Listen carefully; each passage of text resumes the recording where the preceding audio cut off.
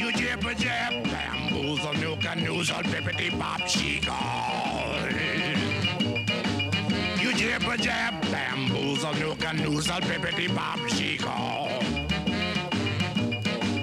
I mean, you keep on talking, but you don't know where to turn it off. Welcome to the weekend. I'm Jon Caldara, president of the Independence Institute. You're watching Independent Thinking. Well, this guy has been a pain in my ass for how long? 8 years? Something like that. It's too long. But on the bright side, he might leave the state and go to Washington, D.C. The former Speaker of the House of Colorado, Andrew Romanoff, thank you for being here. I want to say, John, of all the introductions I've ever received, that was the most recent. That was the most, also the most accurate as well. All right, let's get into this. And by the way, you and I have had more political battles than I care to remember, and I'm trying to forget them too. Yeah, I try to forget them too. But we won't rehash those. I want to find out why in the world you want to get after a sitting Democratic U.S. Senator. But before we do that, let's back up the clock. When Salazar got the nod to become Department of Interior, we had an open seat. You wanted that job, did you not? Sure. Why didn't? What transpired? Did you talk to the governor about that? That was his choice. And the rumors were that Obama might have given Ritter a call and say, "Hey, we like this Bennett guy." What really happened? You'd have to ask the governor that question, and it's water under the bridge. I mean, there are 3 million other registered voters in the state besides the governor who have had no say in choosing a U.S. senator yet. Those are the folks I'm focused on. All right, so you and the governor are not dueling at 20 paces, anything like that? No, actually, I endorsed his re-election and supported him. Obviously, he's decided to make other plans. I respect the governor and worked well with him. All right, well, then let's talk about some of the endorsements on the other side. Well, actually, let's start this way. So we've got a United States senator who is a Democrat. What's wrong with him? Well, and I'm really going to push you on this one because, you know, it's odd to have an incumbent, even though no one elected him, having an incumbent challenge within his own party, particularly on a year that most people think is a Republican year. What drove you to this? Well, this situation is unusual in as much as nobody's been elected to this seat since Ken Salazar himself in 2004. The governor filled a vacancy, that's right, but now the law provides that the people of this state should be allowed to choose someone to represent them over the next 6 years. I think I am the best qualified candidate. There's nobody in this state who has worked harder or more effectively over the last decade to bring Democrats and Republicans together to solve some tough problems. I'm hoping we might even be able to find some common ground. To do a lot of damage. I will agree that you brought Republicans and Democrats together to really screw up the state. I'm not going to disagree with you on that. I know you disagree with the governor. If you piss me off, I will endorse you. I want to make this really clear. That's a threat. I'll try to avoid. All right.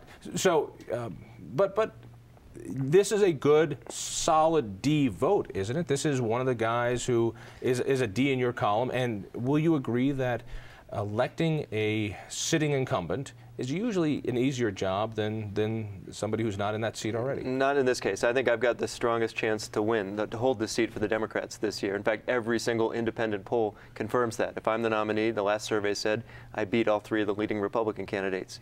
I'm running not because I'm interested in firing somebody. I'm asking the voters of this state to hire me as the best legislative leader, the greatest willingness to stand up to my own party on occasion in Washington, to bring the two sides together, to get some things done.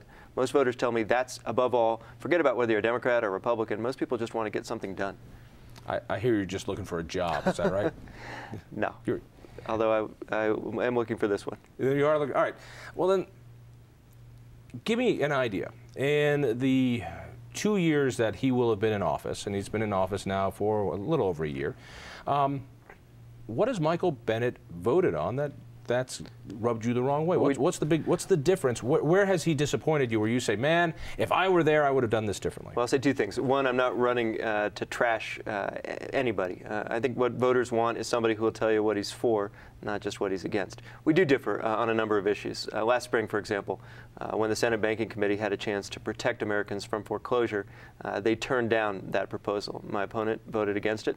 I would have voted for it. The members of that committee were rewarded for their votes with hundreds of thousands of dollars in campaign contributions from the banking industry. That's a conflict of interest that I'm avoiding by turning down special interest contributions in the first place. This is PAC contributions. Right. We're not taking any money from any political activists. Why are you not taking any PAC contributions? Well, I mean, let's face it. your opponent is raking it in. This guy is having $1 million quarters. You are not.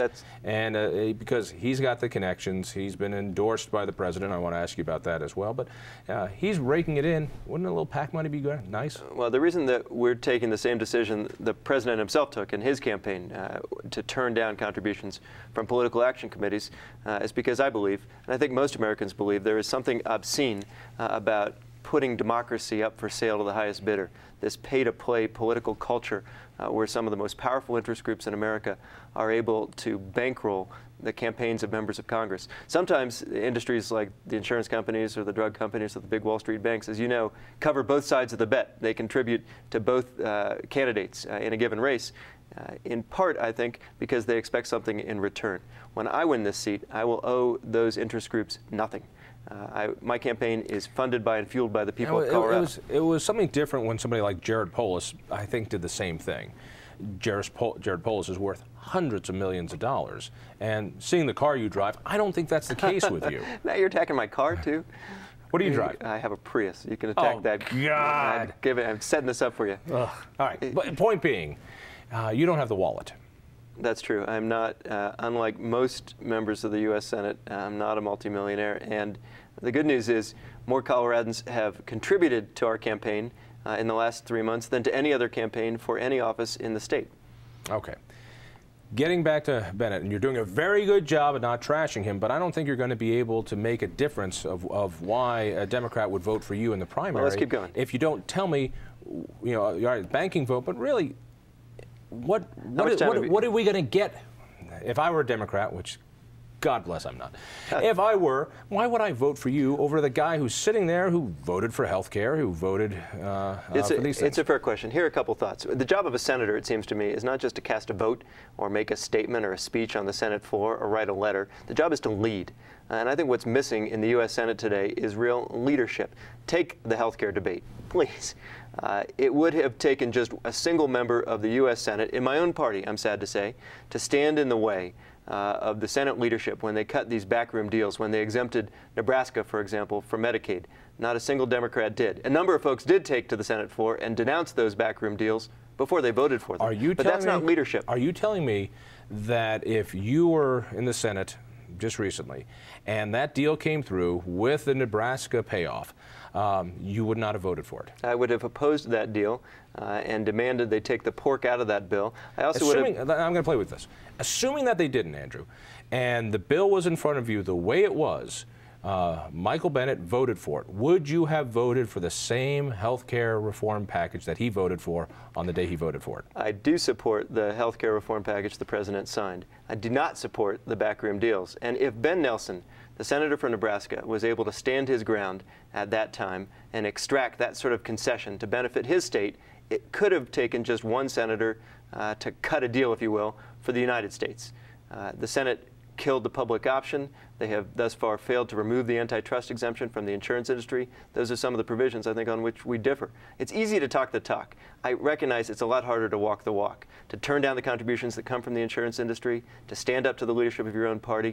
But to be clear, on the day of the vote, assuming that the backroom deal happened and it was there, you would have voted the same way that your opponent voted on that day. I think this is a false choice. The chance that any single senator had at the time to stand his ground or her ground, just as Senator Nelson did, just as Senator Landrieu did, just as a number of other senators did to extract sweetheart deals, was to say to the party leadership, if you want my vote, here's what you're going to need to do. Take the pork out, put the public option back in, remove the antitrust exemption from the insurance industry. That's my stand. But if he did that, they would have lost somebody else. I don't accept that. You don't think so? I don't accept this premise. I recognize that it's tough to exercise. You're not telling me that if they did that, that Ben Nelson would have said, well, then I'm out of here, and no deal would have happened. This is the tough business of legislative leadership. Look, you and I did battle a few years back on the ballot measure we called Referendum C. And D. And D. Let's not forget I won one of those. That's right. It's a fair 50-50 fight here. I recognize a lot of folks said, you're never going to do that. You're never going to persuade Bill Owens, a Republican governor, to sign on to a package that tweaks Tabor that provides some relief to the state and enables us to balance the budget and move forward. I know you have a different take on that proposal. Folks said to me, you're never going to take over the House of Representatives. There hasn't been a Democratic speaker in that chamber in 30 years. We did those things because I believe, in part, I showed some leadership, and that's the sort of leadership I aim to bring to Washington.